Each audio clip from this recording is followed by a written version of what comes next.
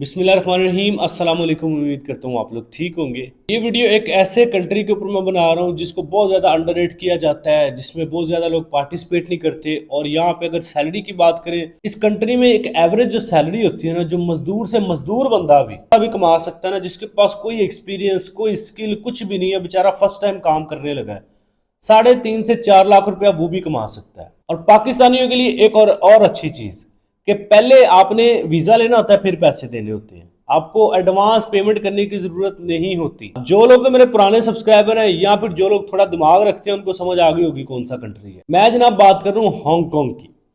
Hong Kong एक ऐसा country है जिसको अंडररेट भी किया जाता है, जिसमें पार्टिसिपेट भी नहीं लोग करते। सैलरीज कमाल है, यहाँ पे जॉब अपॉर्चुनिटीज भी अवेलेबल हैं, सेटलमेंट के बहुत सारे ऑप्शंस हैं। लेकिन कैसे, मैं आपको बताता हूँ। थोड़ा ट्रिकी सेटलमेंट है, लेकिन मैं आपको समझाता हूँ आगे इसी वीडियो में। और आखिरी चीज कि ये पहले आपका वीजा अप्रूव होगा, फिर आपने फीस देनी है, वरना फीस नहीं देनी। कंसल्टेंसी फीस ऑब्वियसली आपने कंसल्टेंट को देनी होती है, वीजा फीस आपने पहले नहीं देनी होती, ठीक है। वो आपकी जैसे वीजा लगेगा तो आपने दे देनी है, ना लगा तो आपने कोई फीस नहीं देनी।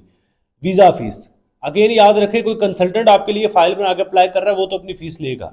और जो लोग बिजनेस करना चाहते हैं, बिजनेस पॉइंट ऑफ व्यू से हांगकांग को देखना चाहते हैं, उनके लिए भी कमाल की ये हब है, ये अपॉर्चुनिटी है। अब सबसे पहले वीजा के प्रोसेस को समझते हैं, उसके बाद फिर जॉब की तरफ आते हैं, फिर बिजनेस की तरफ, फिर इसका पासपोर्ट आपने किस तरह लेना है उसकी तरफ आएंगे। सबसे पहले हांगकांग के वीजा की तरफ आते हैं। हांगकांग का वीजा इस तरह होता है कि आपने अपना passport, ID card, wide background photo, bank statement आखिरी 6 माह की या आखिरी 4 माह की है वो भी चल जाती है, इवन आखिरी 3 माह की है वो भी एक्सेप्टेबल है। आप जॉब या बिजनेस क्या करते हैं उसकी डिटेल्स। बाय द वे, आपको स्क्रीन पे डॉक्यूमेंट्स फ्लैश भी कर रहे हैं, जो डॉक्यूमेंट्स रिक्वायर्ड होते हैं हांगकांग के विजिटर वीज़ा के लिए, टूरिस्ट वीज़ा के लिए। 30 दिन का ये वीज़ा होता है। इसके लिए डॉक्यूमेंट्स कौन से रिक्वायर्ड है आपकी स्क्रीन पे चल रहे हैं।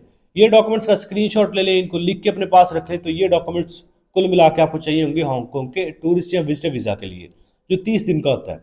अच्छा, हांगकांग का वीज़ा 2 तरीके से मिल सकता है, ई वीज़ा भी मिल सकता है, स्टिकर वीज़ा भी मिल सकता है। स्टिकर वीज़ा को टोटली इग्नोर करें, क्योंकि स्टिकर वीज़ा चाइनीज एम्बेसी के थ्रू प्रोसेस होता है। चाइनीज एम्बेसी फीस भी आपसे एडवांस लेती है, और रिजेक्शन रेशियो भी चाइनीज एम्बेसी के थ्रू 70% है। हांगकांग की एम्बेसी पाकिस्तान में नहीं है, तो इसलिए चाइनीज एम्बेसी उसकी रिप्रेजेंटेटिव एम्बेसी है। तो चाइनीज एम्बेसी मैं रिकमेंड नहीं करूंगा, वहां पे ना अप्लाई करें। ई वीज़ा जो है ना हांगकांग का, वो अप्लाई करें। हांगकांग का जो ई वीज़ा ना, उसका फ़ायदा ये है कि उसमें ना तो आपको एडवांस पेमेंट करने की ज़रूरत होती है, डॉक्यूमेंट्स आप ना ही कहीं जाने की ज़रूरत है, कहीं पे भी नहीं जाना आपने सिंपली हांगकांग इमिग्रेशन की वेबसाइट पे जाना है। डिस्क्रिप्शन में मैं आपको उसका लिंक दे दूंगा। आपने वहां पे जाकर अपना अकाउंट क्रिएट करना है, अपना फॉर्म फिल करना है, अपने डॉक्यूमेंट्स अपलोड करने हैं, एंड वीज़ा अपना सबमिट कर देना है।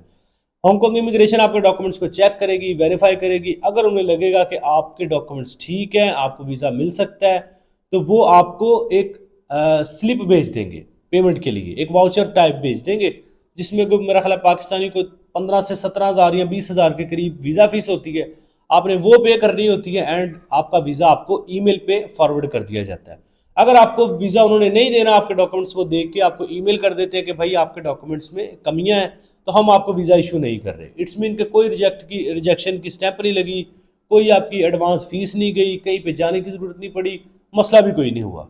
तो ये फ्री में आपने एक आजमाना है। अगर तो वीज़ा लग गया वेल एंड गुड, ना लगा तो कोई पैसे भी नहीं जाया, कोई रिजेक्शन की स्टैंप भी नहीं है, कहीं गए भी नहीं है, सिर्फ मेहनत की है या कंसल्टेंसी फीस दी है कंसल्टेंट को। तो ये कुल मिला के आपका प्रोसेस होता है टूरिस्ट या विजिटर वीज़ा का हांगकांग का। क्या हांगकांग का विजिटर वीज़ा वर्क वीज़ा में कन्वर्ट हो जाता है? इसका जवाब है नहीं। हांगकांग का विजिटर वीज़ा वर्क वीज़ा में कन्वर्ट नहीं होता। आप ई वीज़ा लेके हांगकांग चले जाते हैं, हांगकांग विजिट करके वापस आ जाते हैं। ट्रैवल हिस्ट्री आपकी बहुत स्ट्रॉन्ग कंसिडर होती है। Japan, south Africa, Morocco, Turkey, ऐसे बड़े कंट्रीज जो डेवलप कंट्रीज हैं टूरिस्ट ट्रैवल हिस्ट्री को लेके, जिनकी ट्रैवल हिस्ट्री समझी जाती है, इवन रशिया, साउथ कोरिया, ऐसे कंट्रीज जैसी ही जो है वो सॉलिड ट्रैवल हिस्ट्री हांगकांग की भी समझी जाती है। अच्छा, विजिटर वीज़ा वर्क वीज़ा में कन्वर्ट नहीं होता, लेकिन एक ऐसा भी हल है कि विजिटर वीज़ा पे आप जाएं और जाके पासपोर्ट ले लें।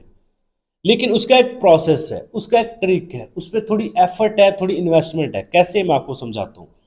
जब आप हांगकांग विजिटर वीज़ा लेके चले जाते हैं ना, टूरिस्ट वीज़ा लेके, तो वर्क वीज़ा में तो उसको आप कन्वर्ट कर नहीं सकते। उसका तरीका वैसे मैं ये भी समझा देता हूँ। अगर आप हांगकांग विजिटर वीज़ा लेके चले गए, टूरिस्ट वीज़ा लेके, 30 दिन का वीज़ा होगा, आपने हांगकांग में एंट्री ले ली।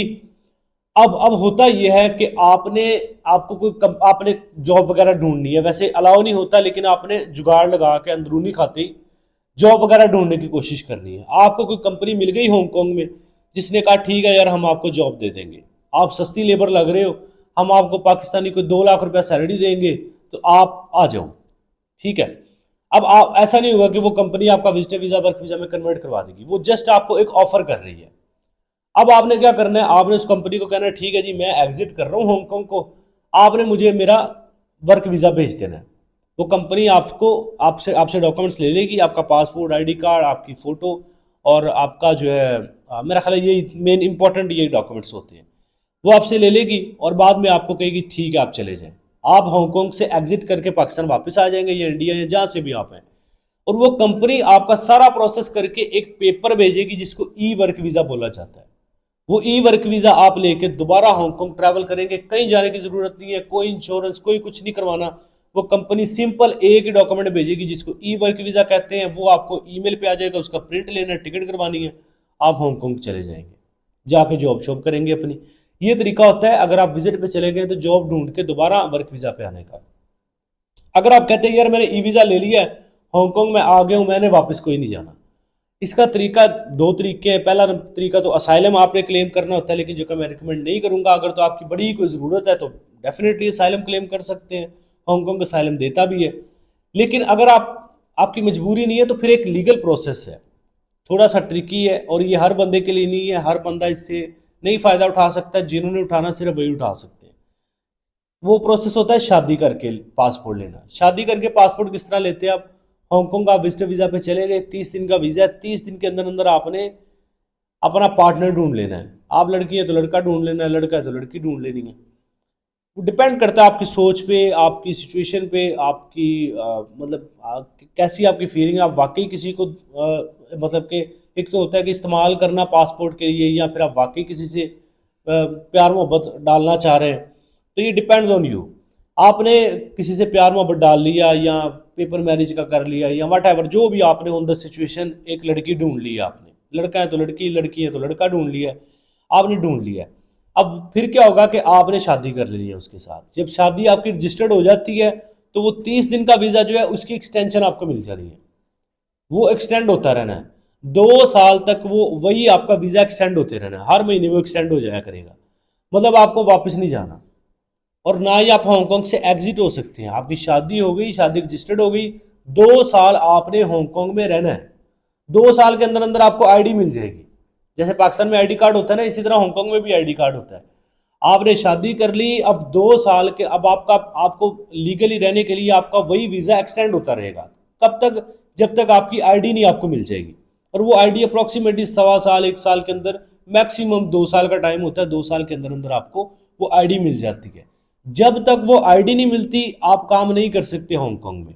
आप रहेंगे, खाएं पिएंगे, घूमे फिरेंगे, लेकिन काम नहीं, अंदरूनी खाते काम करना हो तो वो कर सकते हैं, मतलब इमिग्रेशन को पता ना चले और आप करते रहे, वो पॉसिबल है।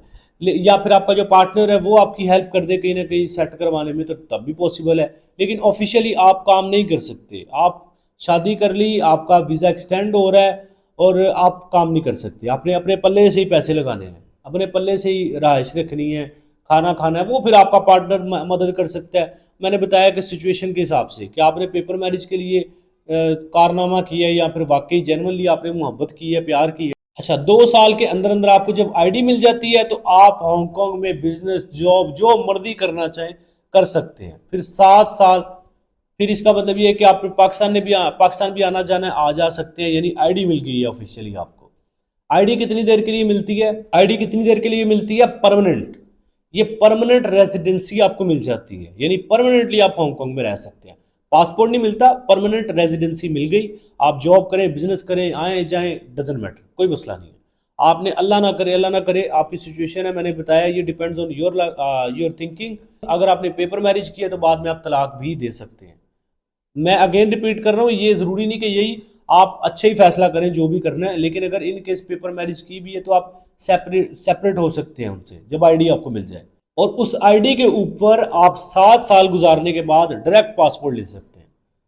यानी शर्त है हांगकांग की कि 7 साल आपने लीगली गुजारने हैं हांगकांग में, उसके बाद आप पासपोर्ट अप्लाई कर सकते हैं।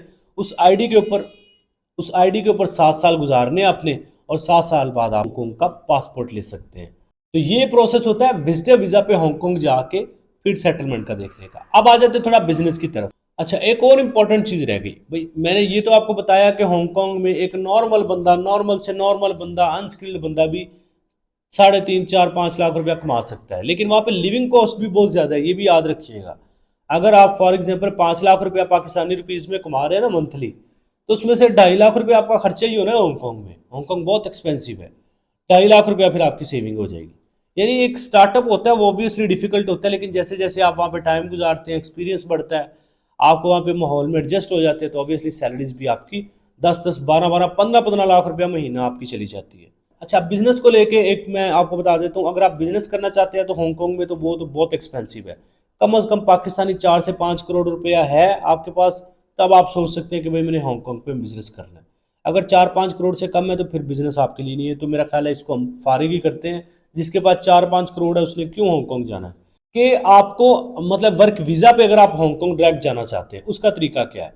उसका तरीका ये होता है कि आपने हांगकांग के ऑफिशियल जॉब वेबसाइट्स पे जाके एम्प्लॉयर्स ढूंढने होते हैं, एम्प्लॉयर्स को ऑफर करवानी होती है कि मैं अपने सारे खर्चे खुद कर लूँगा, वीज़ा का, टिकट का, इंश्योरेंस का, जो भी वट खर्चा आएगा मेरे वर्क वीज़ा के ऊपर मैं खुद पे कर लूँगा, आप मुझे वर्क वीज़ा वहाँ से भेज दें। और ये याद रखनी है कि जो एम्प्लॉयर आप ढूंढ रहे हैं, ऐसा नहीं कि वो आपसे दिहाड़ी लगा के निकल जाए। आपने देखना है कि वो एम्प्लॉयर क्या वाकई ओरिजिनल है कि नहीं, उसकी कंपनी है भी कि नहीं, उसका जो लाइसेंस नंबर होता है, कंपनी रजिस्ट्रेशन नंबर होता है, वो लें, उसकी वेरिफिकेशन करें। हांगकांग के जो बिजनेस होते हैं, डिपार्टमेंट्स होते हैं, बिजनेस से रिलेटेड डिपार्टमेंट्स होते हैं, वहाँ पे आप वेरीफाई उसको कर सकते हैं।